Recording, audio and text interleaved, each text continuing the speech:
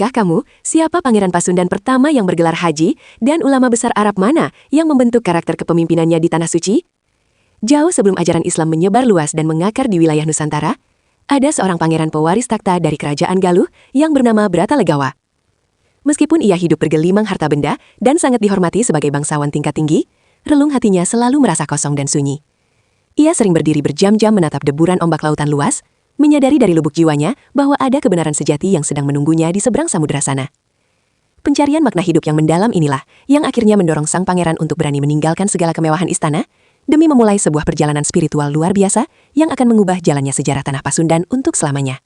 Perjalanan sang pangeran dari kerajaan Galuh ini bukanlah sekedar pelayaran biasa, melainkan sebuah hijrah agung yang mempertaruhkan nyawa dan masa depannya.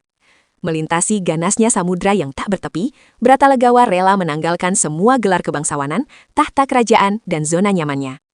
Tujuan utamanya hanyalah Makkah, sebuah kota suci di tengah kerasnya gurun pasir Arabia yang kabarnya menjadi pusat pencerahan spiritual alam semesta. Di atas kapal layar kayu kuno yang terus-menerus diombang-ambingkan oleh badai lautan, ia mulai belajar tentang makna kerendahan hati. Ia menyadari bahwa di hadapan kebesaran alam semesta ciptaan Tuhan, seorang raja penguasa pun hanyalah sebutir debu yang tidak ada harganya. Pelayaran berbulan-bulan yang penuh penderitaan ini menjadi ujian pertama untuk menundukkan ego kebangsawanan di dalam dadanya. Ketika kaki Bratalegawa untuk pertama kalinya menginjakan kaki di Tanah Suci Makkah, hancur leburlah segala sisa-sisa kesombongan yang masih bersemayam dalam dirinya. Melihat bangunan Ka'bah yang berdiri dengan sangat tegak dan agung di tengah hamparan gurun pasir yang tandus, namun dipenuhi keberkahan, sang pangeran tidak kuasa menahan tangisnya.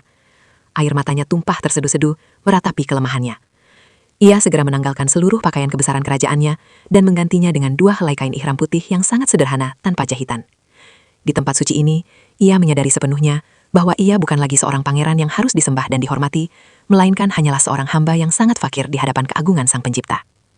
Suasana magis dan syahdu kota Makkah seolah memeluk dan menyambut kedatangan jiwa yang haus akan kebenaran ini. Di kota Makkah inilah, takdir ilahi akhirnya mempertemukan sang pangeran dengan seorang ulama besar dan wali Allah dari tanah Arabia yang bernama Syekh Bayanillah.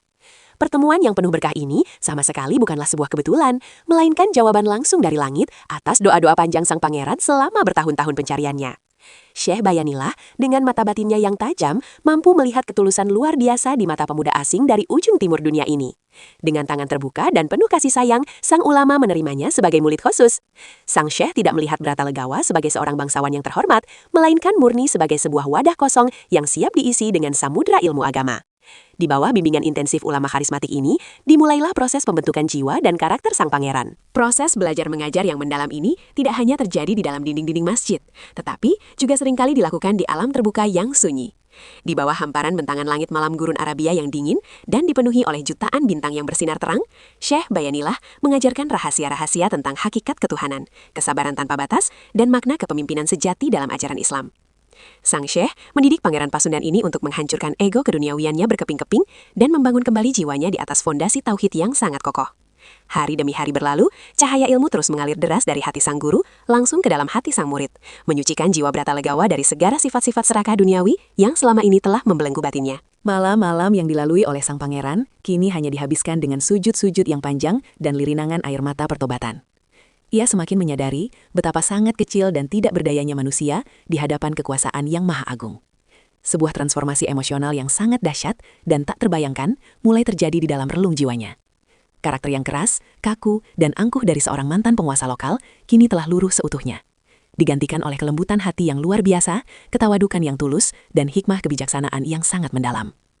Bratalegawa telah benar-benar mati dari kehidupan masa lalunya yang penuh kepalsuan, dan kini ia terlahir kembali sebagai seorang pejalan spiritual sejati yang sepenuhnya berserah diri hanya kepada kehendak ilahi. Setelah menyelesaikan seluruh rukun ibadah haji dengan sempurna dan menyerap lautan ilmu hikmah dari gurunya tercinta, tibalah saat yang paling berat, yaitu saat untuk berpisah.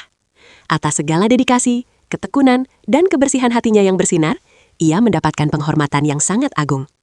Sejak saat itu, ia dikenal luas dengan gelar Haji Purwa, yang bermakna orang pertama dari negerinya yang berhasil menunaikan rukun Islam kelima.